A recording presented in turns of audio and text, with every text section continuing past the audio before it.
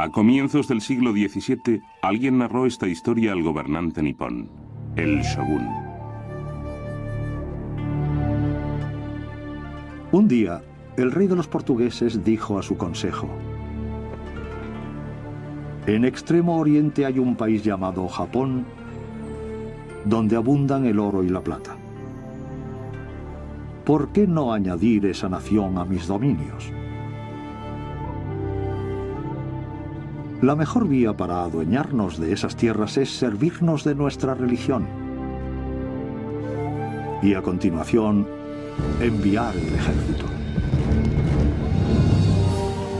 Ni el shogun Tokugawa Ieyasu, ni sus legiones de guerreros samuráis se arredraban ante tales historias de invasores bárbaros. Era un caudillo enérgico que había traído la paz a una nación desgarrada por las guerras civiles. No obstante, ni las amenazas exteriores ni el descontento interior dejaban de entrañar riesgos. En una época en que Japón se plegaba a la voluntad del shogun, ciertos testigos escribieron acerca de tan extraordinarios tiempos. Estas son las memorias del imperio secreto japonés.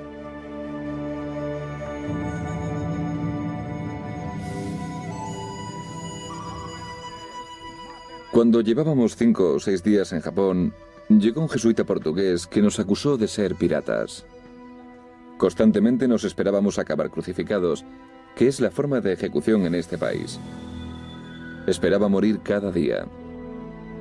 Rescatado de un naufragio y encarcelado, William Adams, el primer inglés que pisó Japón, tenía buenas razones para inquietarse. Corría el año 1600 y los católicos portugueses disfrutaban del monopolio del comercio con Japón desde hacía varias décadas. En la época de la llegada de Adams, en Europa se libraban guerras de religión, y a los misioneros católicos no les hizo ninguna gracia que el mar arrojase a la costa japonesa a un inglés, y un inglés protestante además. El más poderoso señor japonés, Tokugawa Ieyasu, convocó a Adams a su castillo. Lejos de ordenar su ejecución, quiso saber más acerca de aquel forastero.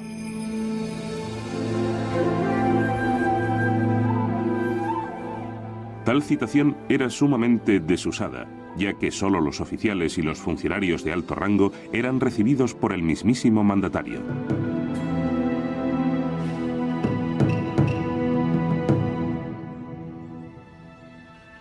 El gobernante me interrogó acerca de mi patria y de los motivos que nos había llevado a unas tierras tan remotas. Le dije el nombre de nuestro país y que nuestra nación deseaba la paz. Al parecer, a Ieyasu le interesaba algo más que la amistad. Me preguntó si nuestra nación estaba en guerra. Le respondí que sí, que con los españoles y los portugueses. Me formuló diversas preguntas sobre mi religión y acerca de cómo habíamos llegado a aquel país. Entre unas cosas y otras, estuve con él hasta la medianoche. Al finalizar la entrevista, Adams se atrevió a exponer una última súplica en nombre de sus patrones holandeses. Le solicité poder comerciar con su país igual que los portugueses y los españoles. Para Ieyasu fue una buena nueva. Ieyasu valoraba las relaciones comerciales con los mercaderes portugueses y españoles. Sin embargo, recelaba de sus misioneros católicos que predicaban la sumisión a un Dios más poderoso que él. A fin de zafarse de aquellos a los que tenía por una amenaza, Ieyasu ambicionaba poseer una flota mercante propia. Adams poseía la preparación que necesitaba.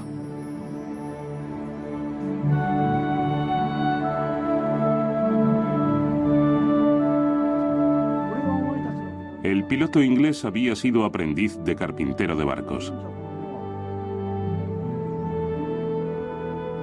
Ieyasu le pidió que le construyese 2 naves apropiadas para navegar por alta mar. Repliqué que no era carpintero y que, por lo tanto, carecía de los conocimientos precisos. Bueno, tú cumple con mi encargo, me dijo, y si no sale bien, no te preocupes. Es innegable que William debía de tener cierta influencia dado que se le había ordenado construir aquellos 2 navíos. Fueron las primeras naves extranjeras, las primeras naves europeas que se votaron en Japón.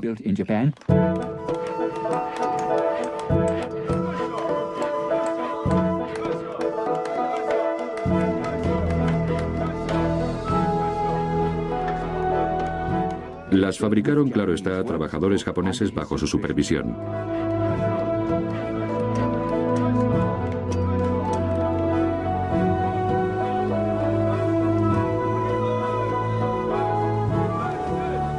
A bordo de ellas navegaron hasta México y regresaron sanos y salvos.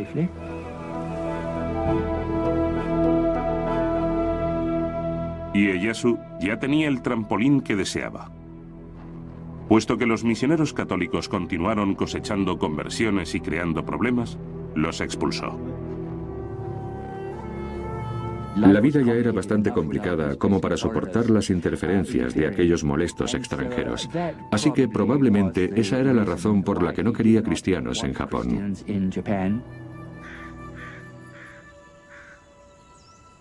Ieyasu sustituyó a su intérprete católico por William Adams, que había aprendido japonés rápidamente.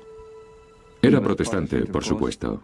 Y Ieyasu sabía que no le interesaba apoyar a los misioneros, por lo que le resultaba muy útil tenerlo a su lado.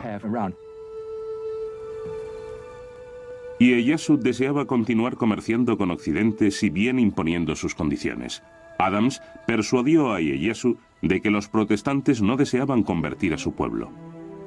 Pronto, Ieyasu lo nombró su agente comercial y Adams negoció un acuerdo especialmente favorable para la pujante Compañía Holandesa de las Indias Orientales. Los holandeses ya se han establecido y les he granjeado unos privilegios mercantiles que ni los españoles ni los portugueses habían logrado en los 50 años que estuvieron en Japón.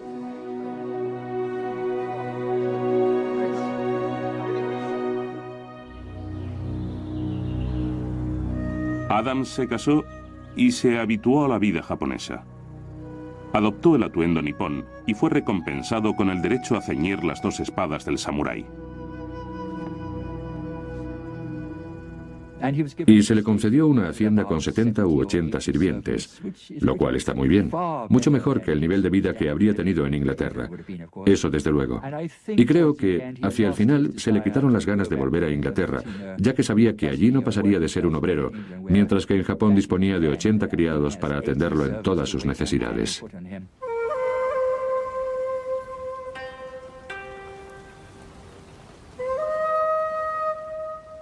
Es posible que Adams visitase a Ieyasu en su casa de té a fin de mantener conversaciones privadas ajena a la actividad política de la corte. Un visitante occidental quedó sumamente admirado al presenciar la ceremonia del té. Los invitados abren la puerta, recorren el sendero que cruza el bosquecillo y conduce a la casa de té, contemplando calladamente todo cuanto ven. Se despojan de sus abanicos y sus dagas, y los depositan en una especie de anaquel situado en el exterior a tal efecto. Aunque Adams e Ieyasu sostuvieron coloquios políticos en ella, la casa de té era asimismo un oasis para el solaz del espíritu. La invitación a tomar el té y dialogar no tiene por objeto conversar largamente, sino asomarse al interior del alma y meditar apaciblemente y modestamente acerca de su contenido y esforzarse por comprender los misterios que encierra.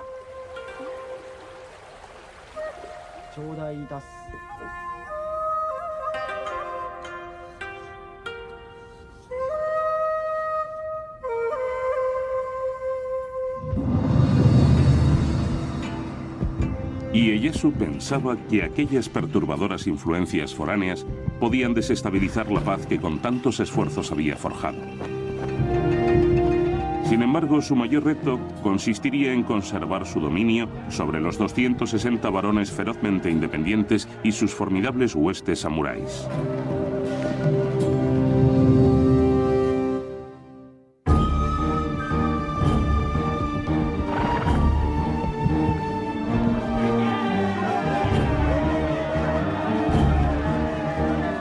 Tokugawa Ieyasu fue nombrado shogun en 1603.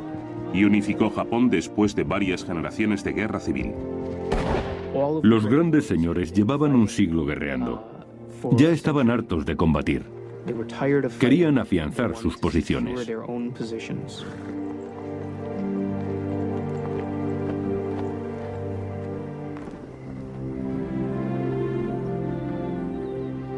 Pero como nos informa un cronista de la corte, la tarea que afrontaba no sería fácil. Aunque había conquistado el país a lomos de caballo, dado que era un hombre sabio, era perfectamente consciente de la imposibilidad de administrarlo a lomos de caballo. Lo único que le importaba era descubrir la clave del gobierno, cómo gobernarse a sí mismo, al pueblo y al país. Lo que convertía a Ieyasu en un caudillo superior a los demás es que se rodeaba de gente capaz que creía en él. Existe una anécdota acerca de un samurái de bajo rango que le pidió audiencia. Ieyasu escuchó atentamente. Cuando el hombre se marchó, un señor de mayor graduación dijo a Ieyasu: «¡Qué pérdida de tiempo!». Ieyasu replicó: «Ese hombre ha reunido mucho coraje para venir a verme. Si no lo hubiera escuchado, tal vez no volvería más». El liderazgo por sí solo no sería suficiente para garantizar la paz, y Ieyasu debía poner freno a la autoridad de los daimyos, los señores feudales. Estos nobles están constituyendo unos señoríos enormes, territoriales y centralizados. En resumidas cuentas, los señores feudales están tratando de someterlo todo y a todos cuantos habitan sus dominios. Controlan a todos los guerreros, a todos los campesinos, todos los recursos. Y Ieyasu permitió a los daimyos gobernar sus feudos. No obstante, les prohibió emprender cualquier acción encaminada a ampliar su poderío o su rango con respecto a sus pares. En el Japón del período Tokugawa, a cada daimyo le correspondía un solo castillo, y para ampliarlo necesitaba un permiso. ¿Un barco nuevo? Pregúntale al shogun. ¿Concertar una nueva alianza por medio de un matrimonio? Solo si el shogun lo aprobaba. Y Ieyasu preservaba la paz a través de este control impuesto, y lo extendería a todos los estamentos sociales. El Japón modelado por Ieyasu se cimentaba sobre la antigua doctrina confucianista: acatar la tradición de la jerarquía y respetar a la autoridad. Un Japón acorde con los usos de los samuráis. Era una sociedad muy rígida con muchas leyes y estatutos. Todo el mundo debe saber qué papel le corresponde en la sociedad y ceñirse a él. Así era en teoría, aunque no siempre funcionó en la práctica, por supuesto, pero al menos era la teoría. Todos los samuráis pertenecían a la clase elitista, tanto si eran daimyos como si eran simples infantes. El estamento inmediatamente inferior lo ocupaban los campesinos y los artesanos. En la base del escalafón se encontraban los comerciantes, considerados los parásitos de la sociedad.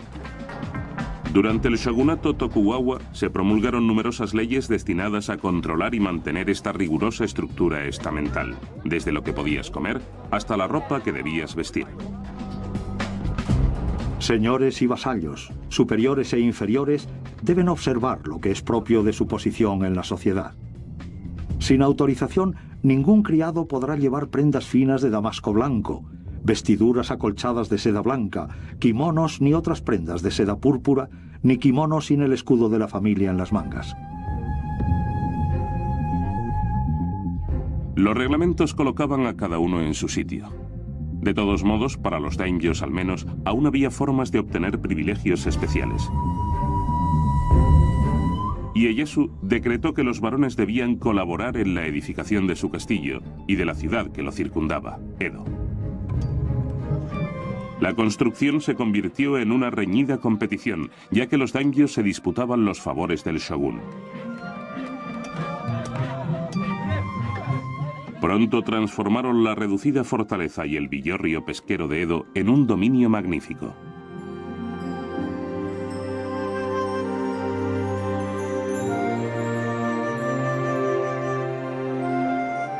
La ciudad más adelante conocida como Tokio. Las calles son mucho más anchas, largas y rectas que las de España. Y las tienen tan limpias que te da la impresión de que nadie camine jamás por ellas. Del incipiente esplendor de Edo nos dejó su testimonio Rodrigo de Vivero y Velasco, gobernador de las Filipinas, que naufragó frente a la costa nipona. Pasó varios meses en la capital como huésped del shogún. Lo interesante de este hombre es que redactó un informe acerca de Japón después de su partida. Y era un hombre de criterio. Fue testigo de diversos aspectos de la vida japonesa en los que otros no habían reparado. La gente vive en determinadas calles conforme a su oficio y posición. Una calle, por ejemplo, está reservada para los carpinteros. Y en otras calles habitan los zapateros remendones, los herreros, los sastres o los comerciantes. La nobleza y la gente de categoría reside en calles y barrios muy distintos a los del resto de la ciudad. Y ni los plebeyos ni las gentes de las clases más bajas se mezclan con ellos. Los daimyos que se habían ganado las mercedes del shogún vivían más cerca del castillo y se les concedían más audiencias con el mismísimo gran gobernador. Estando en el castillo, con motivo de una recepción de Ieyasu, de Vivero y Velasco, vio cómo un poderoso daimyo llegaba a palacio a rendir homenaje a Ieyasu.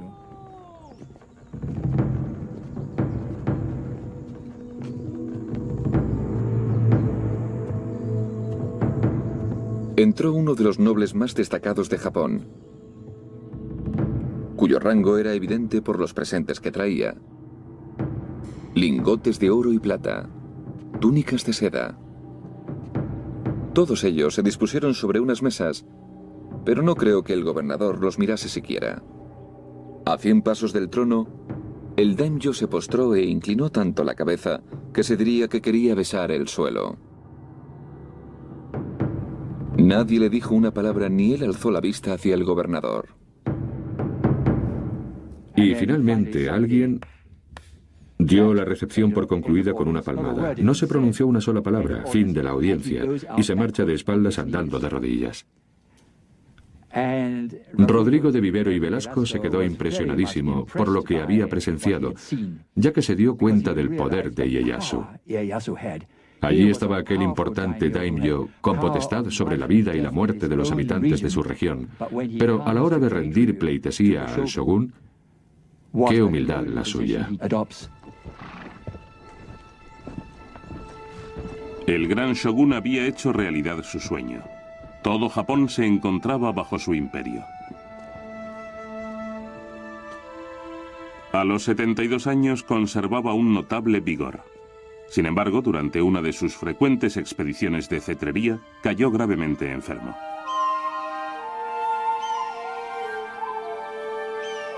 En su lecho de muerte planeó todos los detalles de su funeral. Sería una ceremonia sencilla. Sus cenizas se llevarían a la cima de una montaña que dominaba los parajes donde tantas veces había ido a cazar con sus halcones. Allí, pensó, su espíritu podría surcar los cielos de su amada tierra, manteniendo unificado el reino. Ieyasu había forjado escrupulosamente su ordenadísima sociedad. No permitiría que el futuro de Japón quedase en manos del azar. Llamó a sus familiares a su cabecera. Dijo a sus hijos y nietos que se habían congregado en torno a él: puesto que sois mis descendientes, seréis shogunes. Siendo shogunes, es importante que gobernéis el país en beneficio del pueblo, o seréis castigados en el cielo. Siendo shogunes, debéis regir por el bien de la nación. Este mundo no pertenece a los Tokugawa y no puede ser administrado solo para satisfacer vuestros caprichos.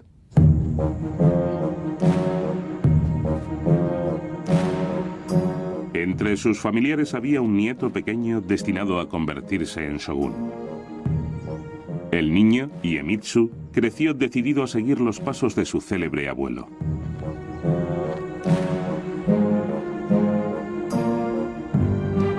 El tercer shogun Tokugawa, Iemitsu, mantendría Japón bajo el gobierno del clan Tokugawa, empleando para ello todos los medios precisos.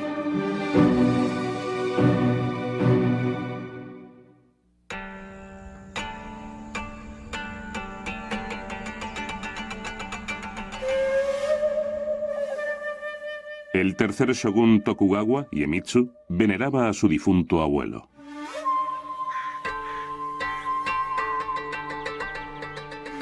Tuvo numerosas experiencias místicas. Cada vez que enfermaba, Ieyasu se le aparecía en sueños. Y a la mañana siguiente se levantaba más aliviado. De modo que su respeto por Ieyasu se transformó en adoración.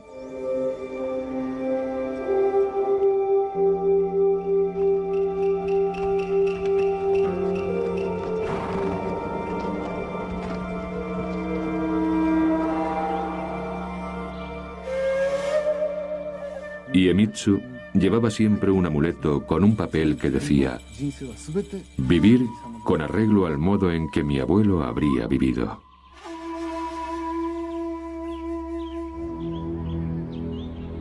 Pero aunque Iemitsu trató de emular a su abuelo, sus métodos eran mucho más inflexibles. Se dice que tras ser nombrado shogun, Iemitsu convocó a todos los daimyos a su palacio.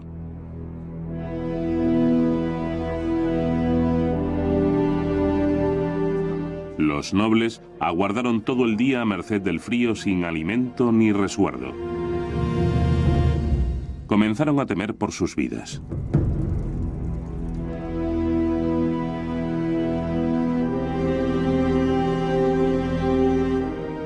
Pero al final les hizo pasar por el salón del trono, donde Iemitsu les dio un ultimátum. He ocupado una posición de superioridad y dominio desde que nací. De ahora en adelante, trataré a todos los daimyos como súbditos míos. Quienes tengáis intención de desobedecerme, regresad enseguida a vuestras provincias, reforzad vuestros castillos y preparaos para la guerra. Yo actuaré en consecuencia. Iemitsu es un shogun fascinante. Es el primer shogun que no dirige sus tropas en el combate. No ha probado su valía en el campo de batalla. No lo acompaña un grupo de hombres de confianza al asumir el shogunato.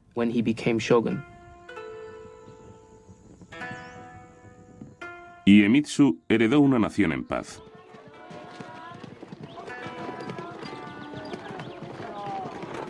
Sin embargo, la gobernaría con mano de hierro.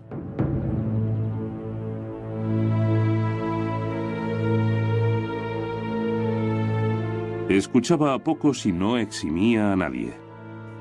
No toleraba la competencia, ni siquiera la rivalidad entre hermanos. Mandó suicidarse a su hermano menor.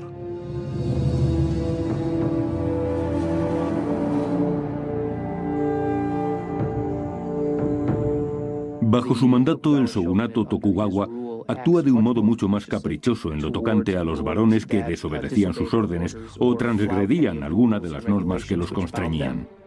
Un mercader europeo que en tiempos había sido tutor de Iemitsu comenta acerca de la corte del shogun. Nadie osa intentar oponerse a la voluntad del shogun. Por muchas injusticias que el shogun pueda cometer, por muchas extravagancias o excesos en los que pueda incurrir, todo lo alaban y lo aprueban. Pero fundamentar un gobierno exclusivamente en el terror también puede engendrar revueltas. Iemitsu debía procurarse la fidelidad de los daimyos, de los 260 que había. Puesto que eran tiempos de paz, no existía un enemigo común ni había botines con los que recompensar a los daimyos por su lealtad. Iemitsu debía encontrar otra forma de controlar a los nobles. Se les ordenó presentarse en la corte de Iemitsu en Edo.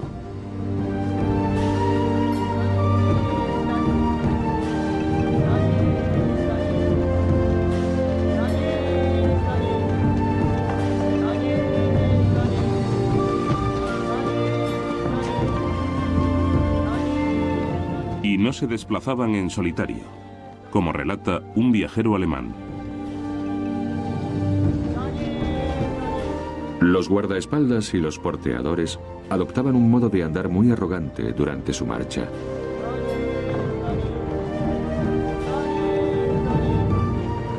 A cada paso alzaban los talones casi hasta las posaderas, al tiempo que impulsaban el brazo opuesto hacia adelante. Daba la impresión de que nadaban en el aire.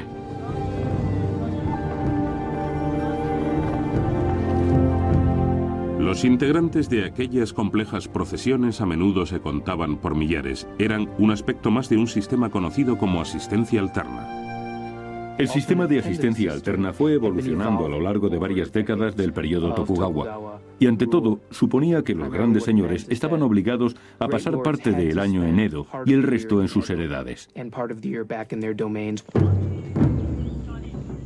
Debían viajar entre sus tierras y la corte conforme a un programa muy estricto, mientras que sus esposas e hijos tenían que residir permanentemente en Edo. Era el mecanismo de control sobre los señores feudales más importante del shogunato Tokugawa.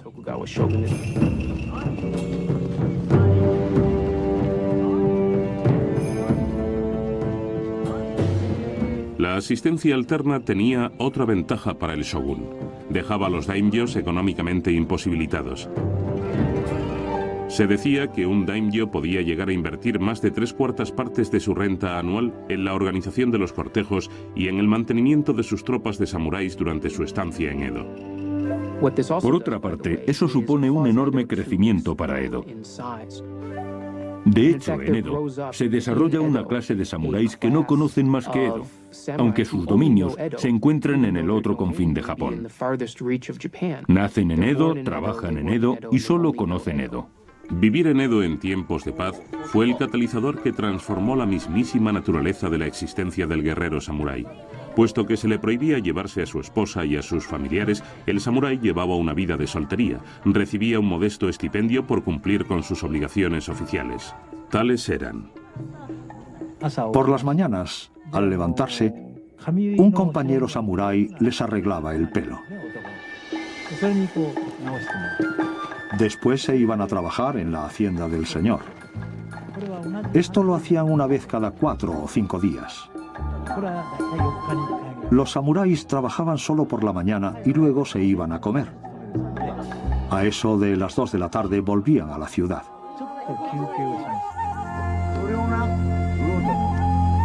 Era una vida que ninguno de aquellos en tiempos orgullosos guerreros habría imaginado jamás. Edo se estaba convirtiendo en una ciudad de samuráis cuya profesión estaba evolucionando rápidamente de la de soldado a la de burócrata. En la vida del samurái no se les permite trabajar y se les da dinero suficiente para vivir.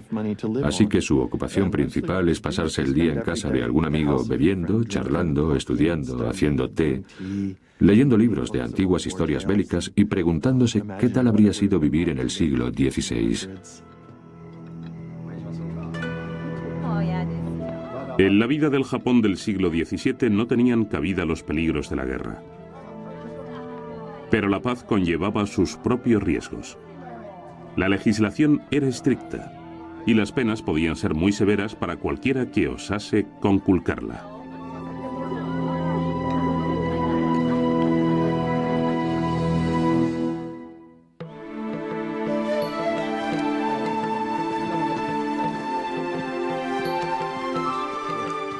Haciendo aletear nuestros papeles, soplan los vientos primaverales.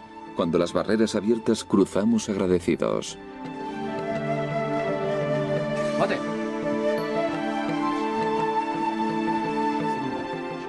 Cinco carreteras estatales conducían a Edo, la capital del shogun. Todas ellas con controles destinados a hacer cumplir las leyes de Iemitsu.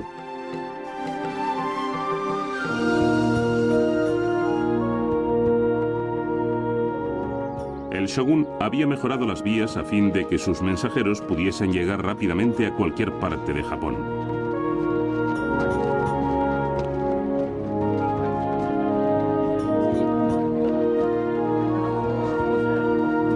Estas calzadas también facilitaban a los daimyos y sus guerreros samuráis sus desplazamientos a Edo.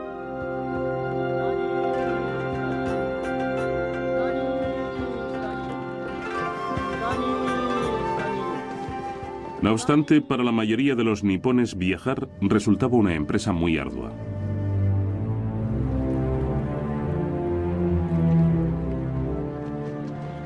Un sinnúmero de normas controlaban quién entraba y salía de la ciudad de Edo.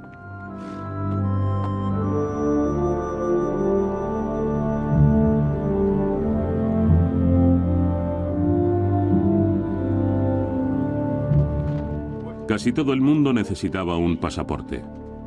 Entre las escasas excepciones se contaban los artistas itinerantes que demostraban su identidad haciendo gala de su talento. O los luchadores de sumo, cuyo perímetro abdominal era una prueba más que suficiente de su profesión. A los labriegos se les denegaba sistemáticamente el permiso para desplazarse entre aldeas. El gobierno prefería que se quedasen cultivando los campos. Quienes carecían de documentación en regla, a menudo trataban de soslayar los controles, desviándose por las vías secundarias. Si se los sorprendía, recibían un cruel escarmiento. La condena tradicional japonesa consistía en la crucifixión para los hombres y la reducción a la esclavitud o la servidumbre forzosa para las mujeres. Dada la gran cantidad de leyes y prohibiciones, uno nunca sabía en qué momento podía estar infringiendo un edicto del shogun. Era una especie de teatro del castigo cuyo objeto era tratar de garantizar la obediencia del pueblo a través del miedo. A un gobernante podía ocurrírsele que la moralidad se estaba yendo al garete y coger a una persona y castigarla severamente.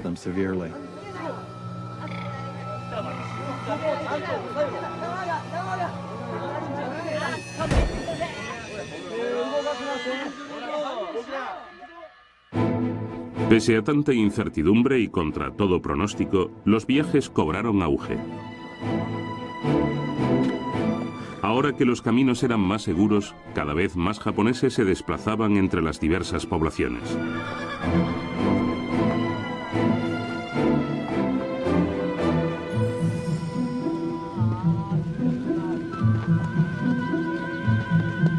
La vía más transitada era la conocida como Tokaido, que recorría los 480 kilómetros que separan Kioto de Edo. 53 posadas jalonaban la calzada. De modo que aquellas poblaciones comparadas de postas por las que pasaban las 5 grandes carreteras niponas crecieron hasta convertirse en ciudades importantes. En ellas había ventas, burdeles, restaurantes, boticas. En suma, en ellas se desarrolló una cultura de la ciudad de paso. A la gente del periodo Tokugawa la impulsaba la curiosidad. Comenzaba a considerar a Japón una nación.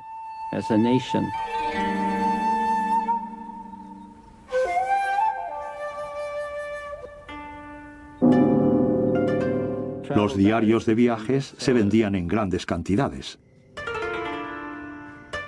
Inoue Tsuyo fue una joven samurái escritora que llevó un diario durante su viaje por la calzada Tokaido.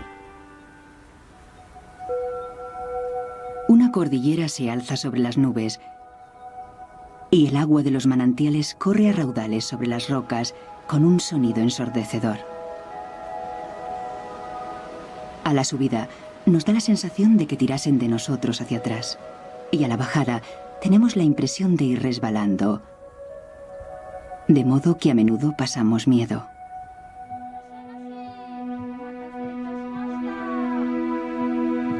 Las posadas del camino brindaban un bienvenido reposo a los viajeros como Tsuyo. Se dirigía a Edo para servir en la morada de un samurái de alto rango. Aunque Tsuyo iba en viaje oficial acompañada por su hermano, no por ello dejó de toparse con incómodas dificultades.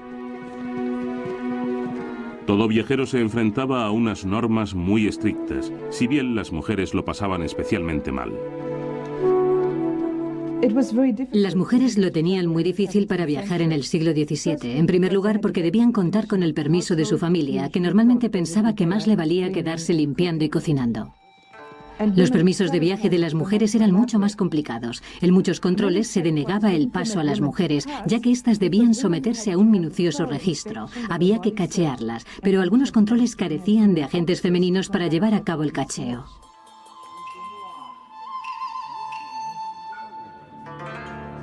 Los funcionarios estaban permanentemente alerta, ya que algunas mujeres se hacían pasar por muchachos.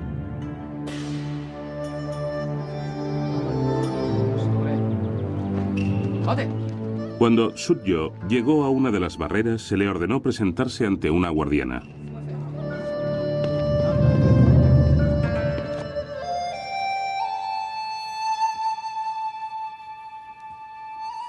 Me registró una mujer de tosco aspecto. Me metió la mano entre el pelo y dijo algo con un acento áspero. Yo me sentía muy molesta, pero no tenía elección.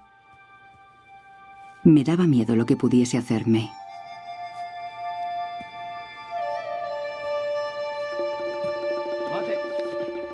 En otro puesto de control, tuvo dificultades por culpa de la redacción de su pasaporte.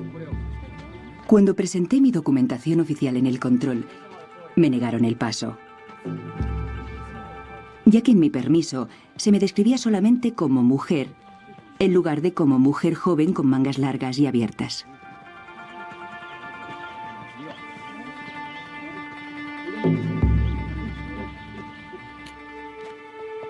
Tuve que regresar a la hospedería.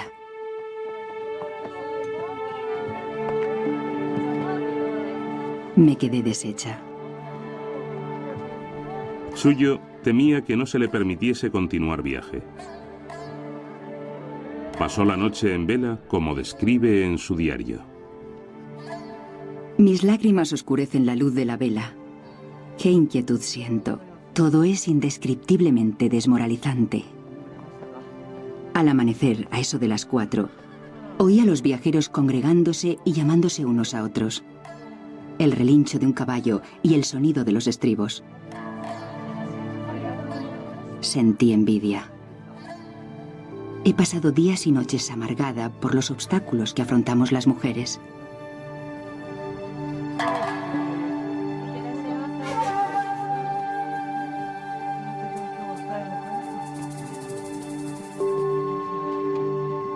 Los apuros de Tsuyo no eran infrecuentes. Bajo el gobierno de Iemitsu, quien quiera que no acatase sus normas podía ser sancionado. Pero había un grupo proscrito solamente por sus creencias, los cristianos.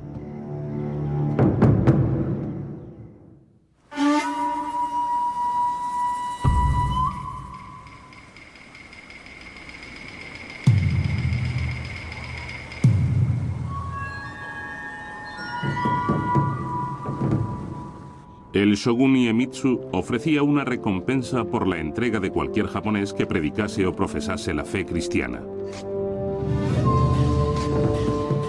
El confidente que revele el paradero de los seguidores de los sacerdotes debe ser recompensado en consecuencia. Quien denuncie a un sacerdote de alta categoría recibirá 100 monedas de plata.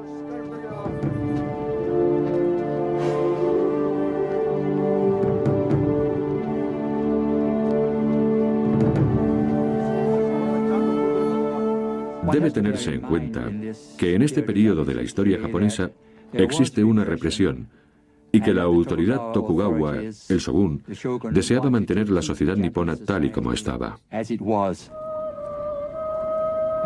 Y eso llevó a algunos a creer que el cristianismo era subversivo y desestabilizaba la estructura social, el tejido social de Japón.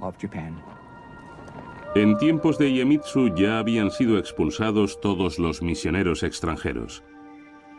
Pero los conversos que habían dejado a su paso los cristianos japoneses perseveraban en su devoción.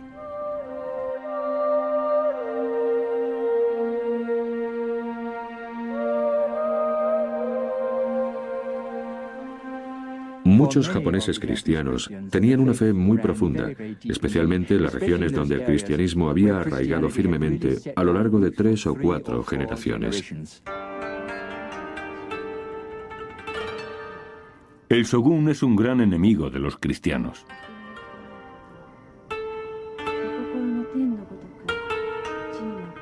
Un mercader europeo atestigua el recrudecimiento de las persecuciones.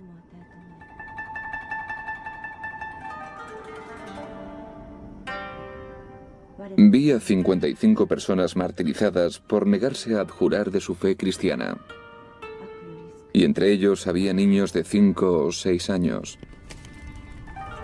quemados en brazos de sus madres. Gritaban: Jesús, acoge sus almas.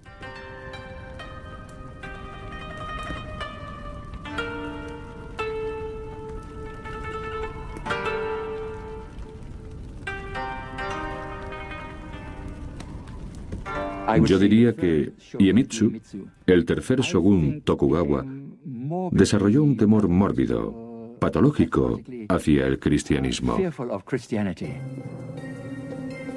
Lo consideraba una amenaza para su poder. Tomó todas las medidas precisas para erradicar el cristianismo. El cristianismo se consideraba una doctrina maléfica, aviesa, subversiva. Y por eso se tomaron medidas tan extremas para eliminar esta religión. A pesar de la represión, el cristianismo había calado hondo en muchos japoneses desafectos al régimen. Se tornaron desafiantes, incluso deseosos de convertirse en mártires por su fe. Soy japonés y hermano jesuita. No he cometido crimen alguno, sino que muero por el mero hecho de haber predicado la religión de nuestro Señor Jesucristo. Me llena de regocijo morir por esta causa. Para mí es una gran bendición. Creedme. Os aseguro que no hay salvación fuera del cristianismo.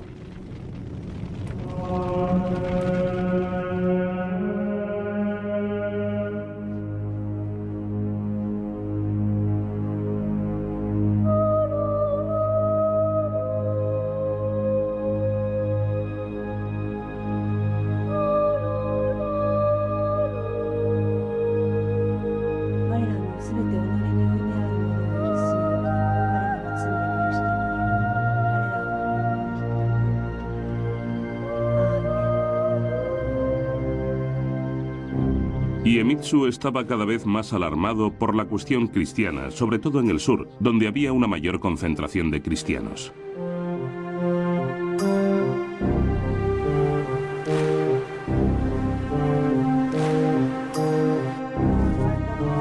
Y lo que era más grave, muchos de ellos eran antiguos samuráis, ahora obligados a trabajar de obreros o labradores. Pero en su fuero interno continuaban siendo samuráis y sumamente versados en el uso de las armas. Para Iemitsu, aquello era inaceptable.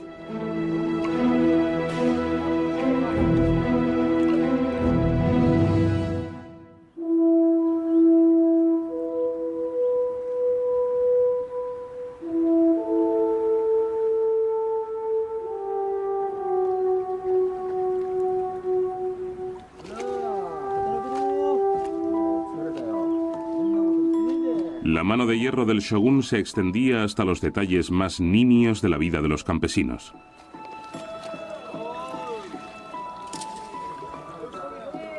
Los agricultores deben labrar la tierra desde que amanece hasta que anochece. Sus mujeres e hijas deben preparar 3 comidas diarias, ponerse una banda roja en la frente y llevar las viandas al campo. Cuando el hombre llegue a casa después del atardecer, sus cuñadas y primas deben colocar sus ajados pies en la tripa de su esposa y masajeárselos.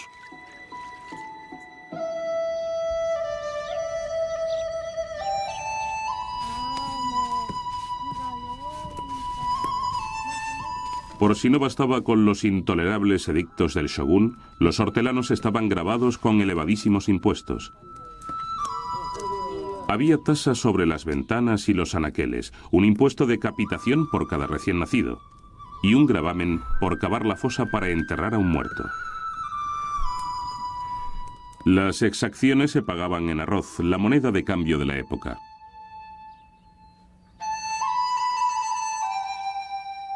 Irónicamente, los labriegos no podían comerse el arroz que cultivaban.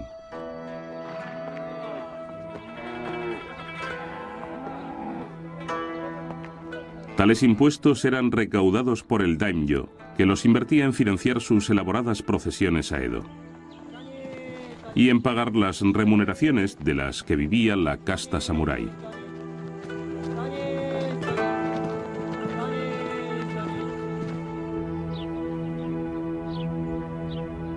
Los campesinos estaban en la miseria, como lamentaba un escritor japonés.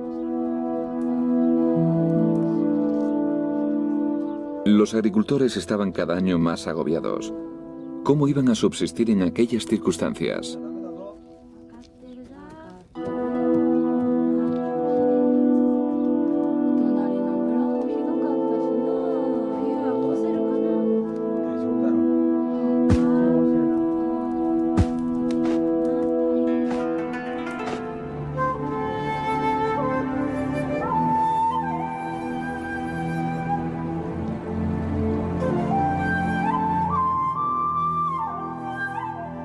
En la península de Shimabara, en la región meridional del país, la sequía y la hambruna esquilmaron las ya magras cosechas.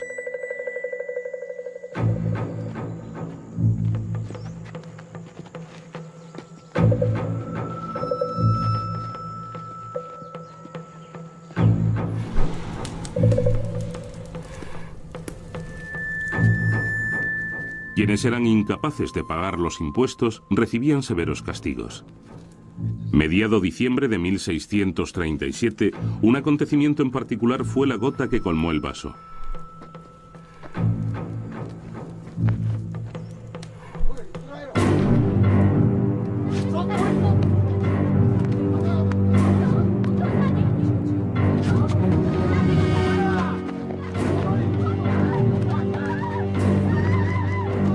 La hija de un granjero que adeudaba sus impuestos fue aprisionada y torturada.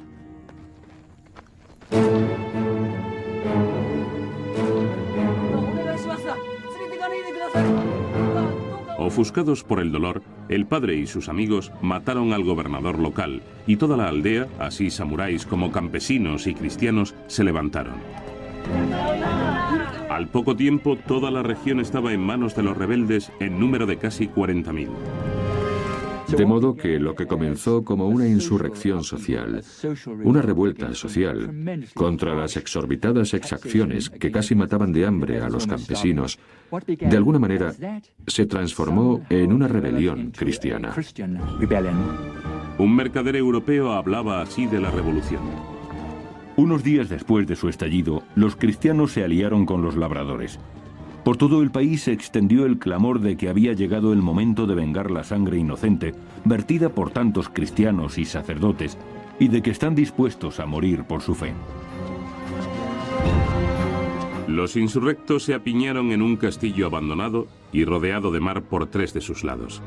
Puesto que allí se sentían seguros, llevaron consigo a sus mujeres e hijos y allí se hicieron fuertes.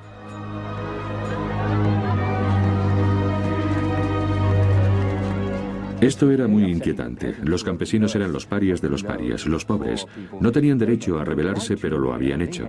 Y no solo se habían sublevado, sino que además estaban llevando a cabo una campaña militar excelente. Por lo tanto, no es de extrañar que el shōgun estuviese preocupado, ya que podían servir de ejemplo a otras regiones del país, donde los labradores estaban descontentos con los abrumadores impuestos que pagaban. El shōgun no toleraba a los disidentes y menos aún a los que apelaban al auxilio de Jesús. Envió a sus tropas a Shimabara para reprimir a los sediciosos. Sin embargo, durante 4 sangrientos meses, a pesar de estar quedándose sin provisiones, los insurrectos lograron rechazar los ataques gubernamentales.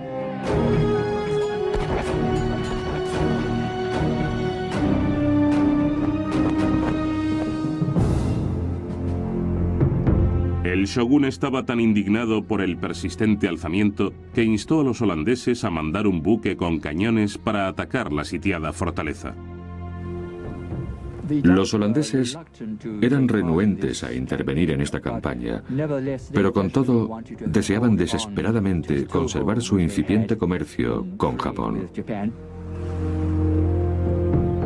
Y si desobedecían la orden del shogun, este muy bien podía decirles: bueno, vale, pues podéis liar el petate y marcharos a casa.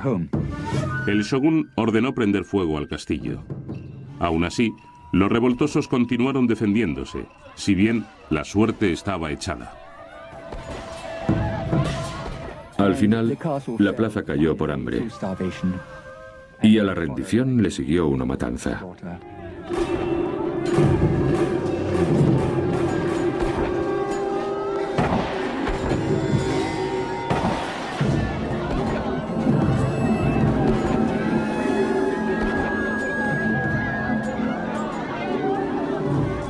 Aquella fue en realidad la última batalla de la historia japonesa.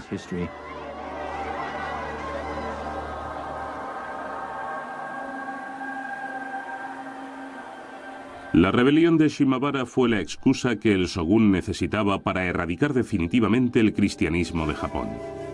El shogun tomó medidas draconianas. Apartaremos a Japón de toda influencia cristiana. Ahora bien, ¿cómo lo conseguiremos? Aislando Japón. Los extranjeros han causado muchos problemas. Supongo que pensaba: nos complican la vida innecesariamente. Así que, ¿por qué no tratar de preservar la sociedad japonesa tal y como es? No queremos cambios. El tercer shogun Tokugawa prohibió por ley los viajes al extranjero. So pena de muerte, ningún japonés tenía permitido salir de Japón, y quienes ya estaban fuera no podían regresar. A fin de garantizar el cumplimiento de las normas, destruyó todas las naves de altura. Además, prohibió la entrada de cualquier barco de procedencia europea. Tan solo los holandeses recibieron autorización para quedarse y comerciar, aunque con rigurosas limitaciones. Las restricciones al tráfico marítimo están destinadas a prevenir cualquier contacto desautorizado con el mundo exterior, a controlar el comercio y a evitar que los misioneros cristianos lleguen a Japón y hagan proselitismo. En estas medidas se fundamenta la política exterior del resto del shogunato Tokugawa y suelen considerarse el inicio del aislamiento japonés.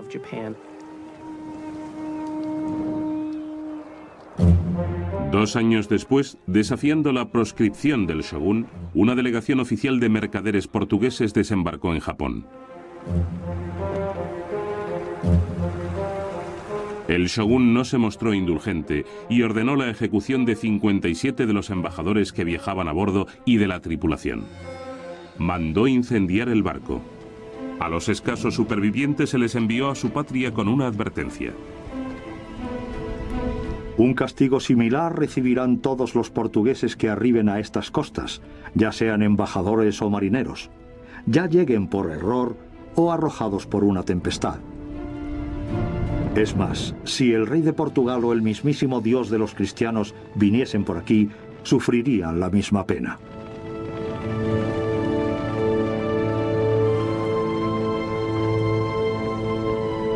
Las puertas de Japón se cerraron a cal y canto, y no volvieron a abrirse para Occidente más que al cabo de 200 años. La voluntad del shogun se había impuesto, pero muchos se preguntaban si aquel imperio lograría sobrevivir aislado en un mundo velozmente cambiante.